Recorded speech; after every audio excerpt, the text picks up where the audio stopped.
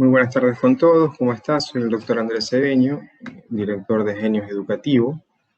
Les agradezco que estén el día de hoy acá. Hoy vamos a tener nuestro segundo Open Class en relación a los temas que nos tienen mucho interés por parte de no solo el personal médico, sino también personal, gente que desea saber distintas acápites en relación a la medicina.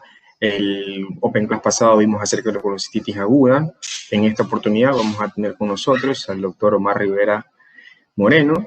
El doctor es cirujano general, fue a especializarse a México en base a cirugía bariátrica.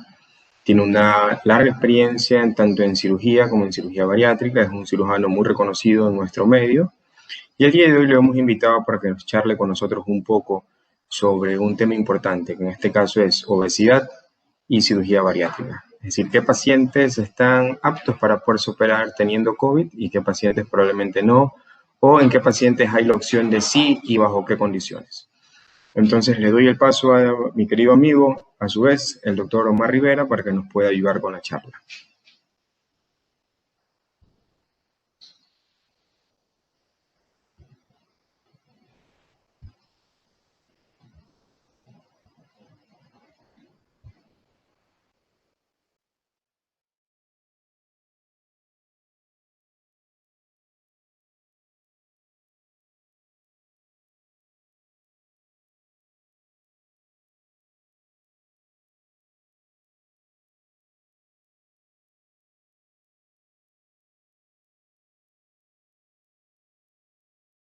Hola,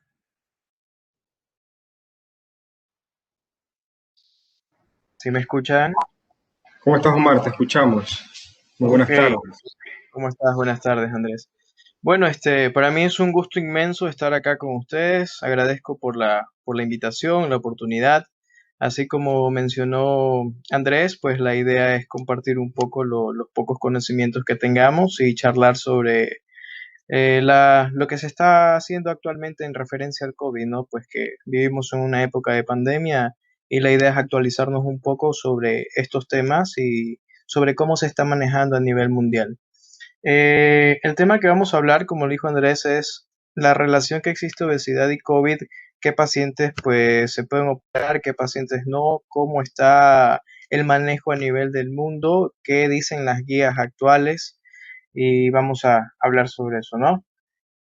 Voy a poner las diapositivas.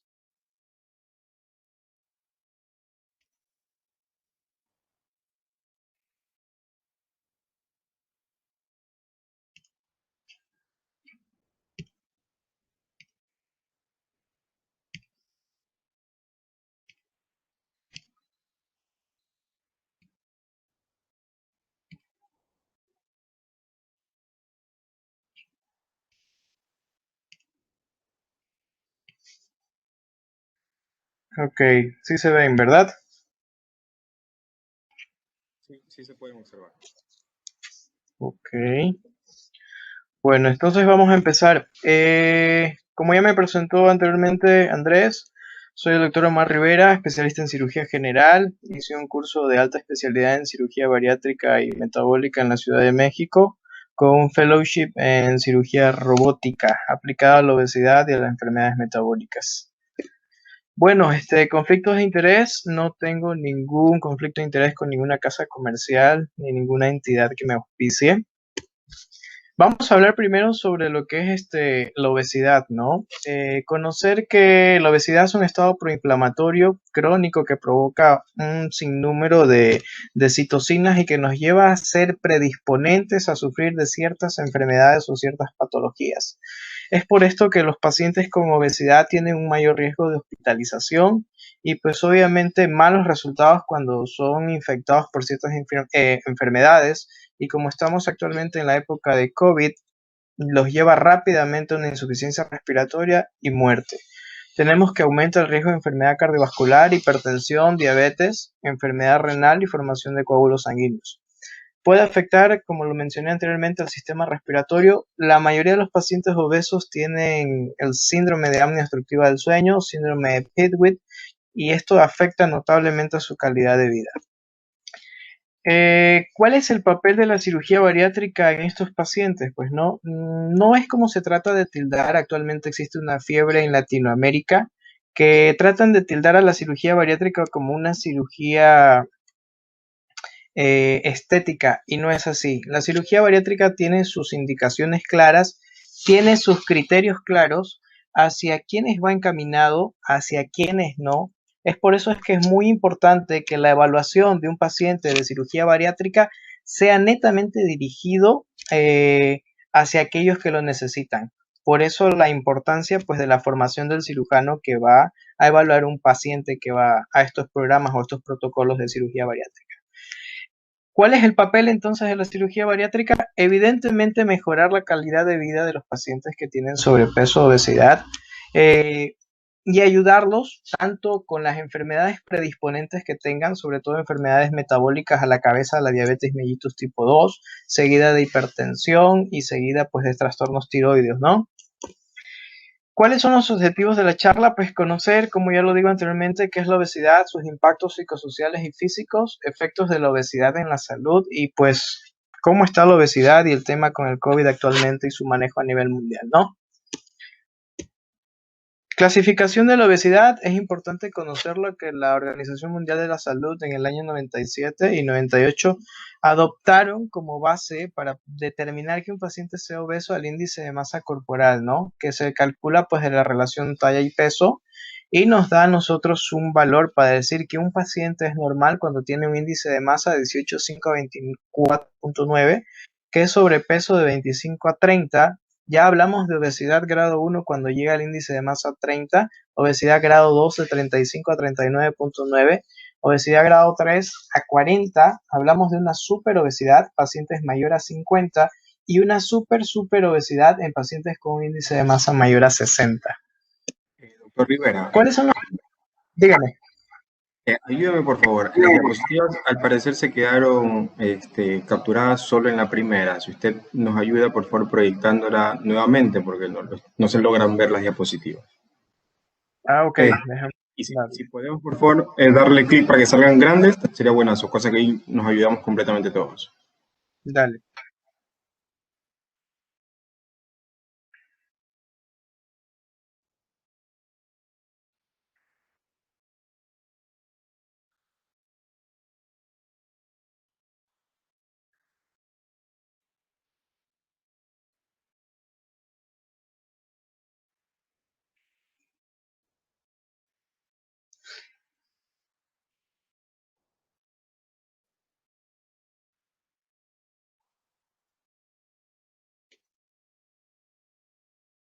Ahí sí se ven las diapositivas ya una a una.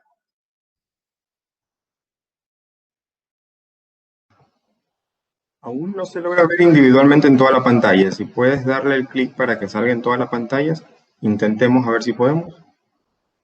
Entre comillas también me sale como que estuviera completo, sino Ok, que esta perfecto, aplicación perfecto, no la conozco.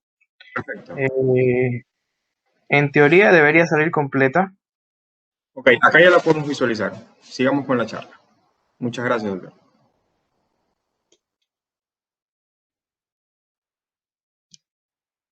Ahí está completa entonces. ¿Me confirmas, Andrés? Ahí ya logramos visualizarla. Ok.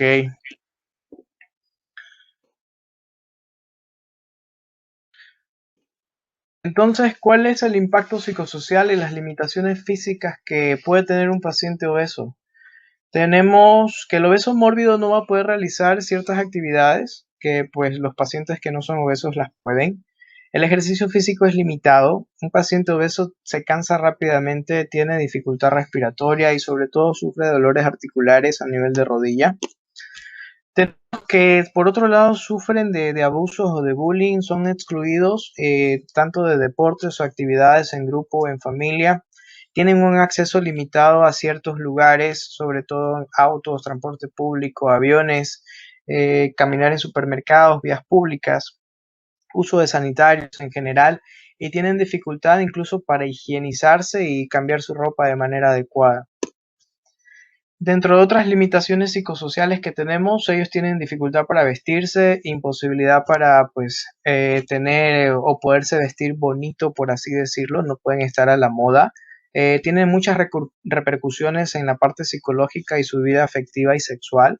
Discriminación y rechazo social, son muy predisponentes a sufrir de depresión, sufren de inadaptación e incapacidad para el trabajo y tienen dificultades pues para ser contratados, ¿no? En cuanto a lo que son las enfermedades y complicaciones cardiovasculares, enfermedades coronarias, hipertensión arterial, varices y flebitis, descompensación cardíaca, esclerosis arterial. Dentro de lo que son complicaciones respiratorias, como ya lo había mencionado anteriormente, síndrome de Pittwick, apnea del sueño, somnolencia, bronquitis, acúmulo de secreciones pulmonares y síndromes de hipoventilación. Complicaciones digestivas, un paciente obeso es susceptible a sufrir de cálculos de la vesícula biliar, hepatitis y cirrosis, cáncer de colon y reflujo gastroesofágico. Complicaciones osteomusculares, artrosis de la cadera, artrosis de rodillas, artrosis y deformación de la columna vertebral. Complicaciones dermatológicas, infección por hongos, infecciones por bacterias, estrías, maceración de la piel y fisuras. ¿Ok? ¿Cuáles son los riesgos que van relacionados? Pues en las personas cuyo peso sobrepasa el doble de su peso corporal, el riesgo de muerte prematura se duplica en relación a las personas no obesas. La posibilidad de muerte por diabetes o ataque cardíaco siempre va a ser mayor y es por lo general de 5 a 7 veces. Entonces, en resumen, ¿qué podemos decir o qué podemos hablar sobre la obesidad? Altera la calidad de vida, multiplica los riesgos de tener enfermedades y complicaciones graves. Los tratamientos médicos y quirúrgicos son más difíciles y riesgosos en un paciente obeso y disminuye de manera significativa la expectativa de vida. ¿Ok? Pues una vez que hemos dado esta breve introducción sobre lo que es la obesidad y su manejo, vamos entrando un poco más en materia en lo que es el tema o la charla del día de hoy, que es cómo se está manejando, cuál es realmente el punto, de qué pacientes se pueden operar o qué pacientes no en esta época en cirugía bariátrica. Algo que tenemos que tener en consideración es que la demora en la cirugía bariátrica puede tener consecuencias fatales, que existe el 50% de los pacientes que ya se encuentran en un protocolo de lista de espera y de ellos el 1.5% van a fallecer mientras están esperando la cirugía. En esta época, eso viene de un estudio que fue realizado en Hong Kong y nos dice que todos los pacientes que estuvieron en lista de espera, el 1.5% va a fallecer infectado por COVID-19. ¿Ok?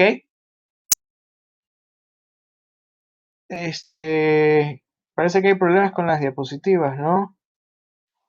Sí, hay un problema, al parecer, de conectividad en relación a la parte de la imagen de la diapositiva.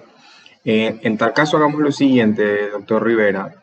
Deje de proyectar las diapositivas, active su cámara y conversemos así tal cual para de esta forma evitar esta obstrucción de la imagen en este caso. Aunque ahí se Ok. puede, aunque ahí se pudo visualizar mucho más. Y ahí, pero ¿lo ves en la pantalla completa o te sale corto? No, está muy bien. No nos va a salir la pantalla completa, pero se ve bastante bien. Ahí está bastante bien. Ok, bueno, entonces, si quieres lo manejamos así o como me comentaste anteriormente, como digas. Como usted guste, doctor, no hay ningún inconveniente. Hola. Como usted guste, doctor, no hay inconveniente. Ay, ay. Bueno, como les comentaba anteriormente, el 1.5% de los pacientes que están en lista de espera o en protocolo para acceder a una cirugía bariátrica fallecen actualmente y justamente por complicaciones resultantes de ser infectados por COVID-19, ¿no? Eso es lo que hemos visto en los estudios que se encuentran actualmente. Es por esto que se considera la IPSO, que es pues, quien rige la cirugía bariátrica, al igual que la ASMBS, el Colegio Americano de Cirugías para Cirugía Bariátrica y Metabólica, que recomiendan que la cirugía bariátrica debe reiniciarse lo antes posible y esto va a estar encaminado sobre todo a los pacientes y a los equipos hospitalarios que manejan o tienen una clínica de obesidad y enfermedades metabólicas. En nuestro país es un poco controversial a nivel del sistema público porque existen recursos limitados y si bien se incita a restablecer esta nueva apertura o que pueda hacerse la cirugía bariátrica lo más antes posible, va a existir un retraso siquiera de 6 a 8 meses. Entonces, ¿cuáles son los lineamientos que nosotros tenemos que tener en cuenta para restablecer? La IPSO nos dice que debe un paciente, en una unidad hospitalaria pública debe de existir un solo departamento que aísle los pacientes COVID de los pacientes no COVID para poder hacer la cirugía bariátrica de manera segura. Por otro lado, también dice que se debe priorizar aquellos pacientes que tienen riesgos o causas o que están programados como prioridades. Y dentro de este grupo tenemos a pacientes urgentes, pacientes con prioridad 1, pacientes con prioridad 2 y pacientes electivos. ¿Ok? Se tiene que hacer el protocolo de cirugía bariátrica actual modificado hacia preparar bien a estos pacientes que van a entrar a realizarse el procedimiento quirúrgico. Adicional al protocolo tradicional o convencional que realiza un paciente que va a ser sometido a cirugía bariátrica, que es un manejo multidisciplinario, actualmente tiene que tener una correcta valoración neumológica, tiene que tener un examen de COVID, sea cuantitativo o sea cualitativo, y una tomografía de tórax, ya que esto nos va a permitir determinar si el paciente pues tuvo infección, tiene infección o es susceptible a contraer la infección a nivel hospitalario. Otra de las cosas que hay que tener en consideración es que actualmente se debe manejar un consentimiento informado para COVID. Es decir, que todo paciente que va a entrar a una unidad hospitalaria, sea privada o sea pública, por cirugía bariátrica, debe tener un consentimiento informado de que puede contraer o puede ser infectado de COVID-19 durante la cirugía o después de la cirugía. Esa es otra de las recomendaciones actuales que nos trae la IPSO. Dentro del grupo de prioridades, como lo dije anteriormente, pues nosotros tenemos un grupo que va a tratar a las cirugías de emergencia o urgencia de cirugía bariátrica. ¿Y cuáles van a ser estos pacientes o estas patologías? Porque es algo un poco desconocido. ¿Cuál es la emergencia de cirugía bariátrica? Hay pacientes que necesitan una cirugía de emergencia, pacientes que tengan una obstrucción, pacientes que tengan hemorragia, pacientes que hayan sido sometidos a banda gástrica, que pues eso fue muy común, sobre todo en la parte de Estados Unidos y de México en la época del 90 y 2000. Hay muchos pacientes que todavía lo tienen. Pacientes con hernia de Petersen o hernias internas y pacientes que tengan perforación o sangrado secundario a una úlcera marginal.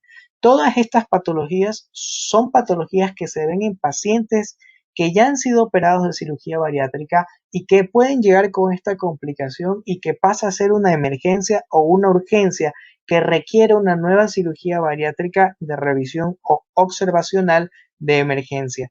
En segundo lugar, vamos a tener a los pacientes de prioridad 1. ¿Cuáles son aquellos pacientes con prioridad 1? Son aquellos que puede esperar su cirugía un periodo por lo general no más de 30 días y son aquellos pacientes que justamente tienen desnutrición severa, tienen disfagia severa, tienen vómitos incoercibles, tienen diarreas incapacitantes, hipoglicemias graves. Y todo este grupo de pacientes también está encaminado a que fueron operados de cirugía bariátrica y son complicaciones de su cirugía bariátrica primaria. ¿Ok? Otro grupo que nosotros también tenemos que tener es el grupo prioritario de nivel 2. En aquellos pacientes con enfermedades de base que corren un riesgo en caso de tener obesidad. Son todos los pacientes diabéticos que están totalmente descompensados, pacientes con alto grado de riesgo cardiovascular, pacientes con síndrome de hipoventilación o apnea del sueño. ¿Ok? Ahora tenemos dentro de este grupo también aquellos pacientes que han tenido secuelas o complicaciones como causa del COVID-19. Se dice que un paciente obeso que no fue tratado o que no ha recibido un tratamiento quirúrgico y es infectado por COVID-19, tiene de 10 pacientes, 8 van a ser hospitalizados, 8 pacientes obesos, y de los 8, 6 van a tener que ir a terapia intensiva, de los cuales 5 terminan muriéndose.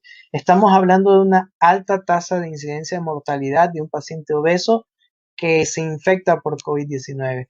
Es por eso que las recomendaciones internacionales de la IPSO hablan de restablecer lo más rápidamente posible la cirugía bariátrica y darle prioridad justamente a los pacientes obesos. Existen múltiples estudios como el que vemos proyectado en la pantalla, que nos habla que los pacientes que ya han sido operados en cirugía bariátrica y han sido infectados de COVID-19 durante su hospitalización o después tienen una mejor respuesta. No terminan en una terapia intensiva, no terminan con un síndrome de distrés respiratorio, y esto está ya científicamente demostrado y tenemos ya varios papers o guías que avalan esto de acá. ¿Ok? Como vemos en el que está proyectado, que es de la Asociación de Elsevier de Surgery for Obesity of Related Disease, que justamente trata, o es un estudio de más o menos 49 pacientes que se evaluó cuál era la respuesta inflamatoria que tenían después de haberse realizado la cirugía y ser infectados de COVID-19. Tenemos otro estudio multicéntrico igual en relación a la cirugía bariátrica con COVID-19 y cuál era la incidencia. Realmente, si hablábamos antes de que 6 pacientes entraban a terapia, 6 obesos y se morían 5, estamos hablando que pacientes que han sido sometidos a cirugía bariátrica, de 10 pacientes que entran y han sido operados, ni siquiera van a llegar a la terapia intensiva. Su estado proinflamatorio disminuye notablemente al mes después de la cirugía, y esto se fue reflejado por siempre en la proyección de peso, ya que un paciente operado de cirugía bariátrica en su primer mes va a perder entre 10 a 15 kilos, y aproximadamente a partir del segundo mes va a ser entre 5 y 8 kilos. Esto tiene un impacto tanto a nivel metabólico como a nivel celular, disminuyendo el estrés oxidativo, y eso es lo que hace que este paciente tenga una mejor respuesta cuando está infectado después de realizarse la cirugía bariátrica. En conclusión, si me preguntan, ¿se puede operar un paciente con COVID positivo actualmente? Si el COVID es positivo y es una enfermedad activa demostrada con hisopado, con una prueba cuantitativa en la cual la IgM esté por encima de 10 o 15, no es recomendable hacer la cirugía porque está en un estado inflamatorio que puede llevarlo a un CIRS actualmente. Pero si el paciente ya pasa de este estado, por lo general de 20 a 25 o 30 días después, hacemos un nuevo control cuantitativo y tenemos solo la IgG por encima de 5 o 6, es un paciente que realmente se va a beneficiar mucho de la cirugía bariátrica y que posteriormente va a responder mucho mejor si vuelve a reinfectarse de COVID-19. Ese es un pequeño resumen de pues todas las guías o los papers que existen actualmente. ¿Ok? Y bueno, con esto termino la plática. Es una plática un poco resumida, un poco clara y concreta. No sé si tienen alguna pregunta los miembros de los que están conectados actualmente. Muchísimas gracias, doctor Rivera. No sé si el público tendrá alguna pregunta.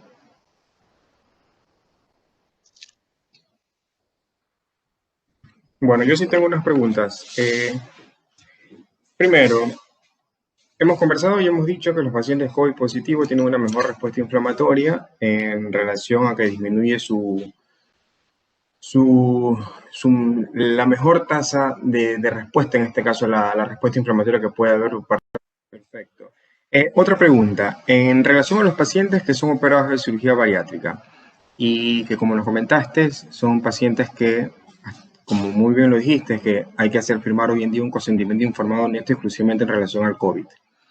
Si por algún motivo el paciente que es llevado al quirófano, que ha tenido un test de COVID-PCR o IgG o IgM negativo, y el paciente se infecta de COVID posterior a la cirugía, todos sabemos que la respuesta inflamatoria sistémica que se genera con una cirugía, independientemente de cuál sea esta, es una respuesta inflamatoria que puede llevar a desencadenar cualquier proceso que ya estuvo y se lo potencia mucho más.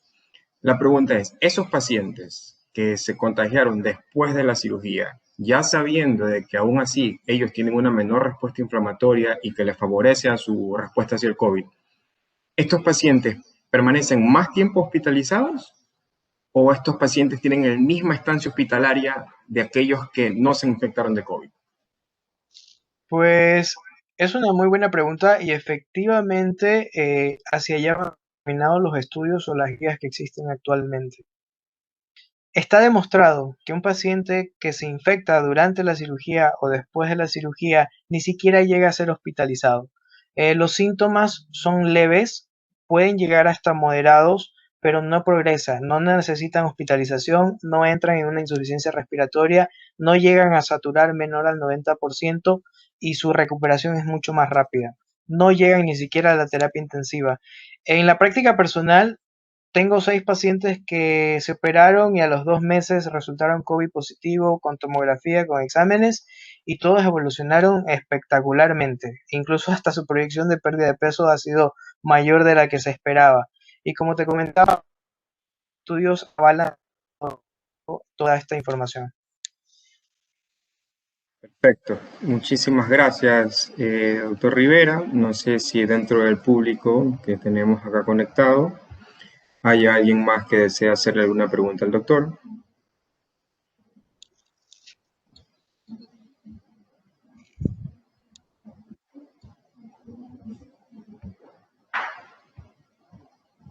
Bueno, al parecer no tenemos preguntas.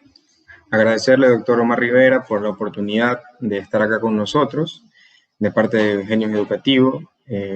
Las puertas de nuestra empresa siempre van a estar abiertas para tener diálogos como este que permitan más que nada a la comunidad poder sacar ciertas dudas en relación a patologías que inquietan y que en este caso, pues hoy en día y con la charla que usted nos ha permitido escuchar, pues hemos podido sacar varias dudas que hemos tenido presentes. Agradecerle a las personas que están acá conectadas con nosotros, también agradecerles la oportunidad de que estén aquí hoy escuchando la charla que hemos tenido. Y pues las puertas quedan abiertas, doctor Omar Rivera, para que en una futura ocasión nos pueda ayudar nuevamente con una charla magistral como la que nos dio ahora. Muchísimas gracias por su ayuda. De nada, te agradezco por la invitación y presto siempre a colaborar con todos los presentes y pues los